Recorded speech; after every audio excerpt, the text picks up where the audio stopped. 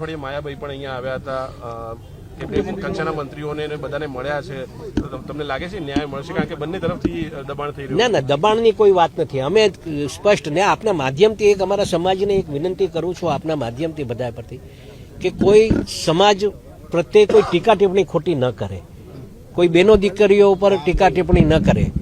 આ આપણે જે નવનીતભાઈને ન્યાય મળવા માટેની વાત છે, નવનીતભાઈને ન્યાય અપાવવા માટેની વાત છે અને સાચી દિશાએ તપાસ થઈ અને જે કોઈ આમાં દોષી થશે એને કાર્યવાહી થાય એવી માત્ર ને માત્ર અમારે આવેદનપત્ર એક આપવામાં આવ્યું છે. મુખ્યમંત્રીએ શું ધારણા આપી, તમે રજૂઆત કરી તો?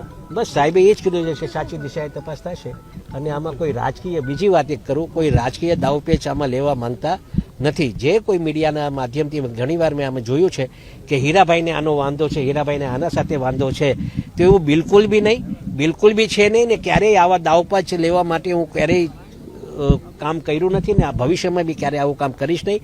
માત્ર ને માત્ર આ તો ન્યાય અને અન્યાયની લડાઈ છે.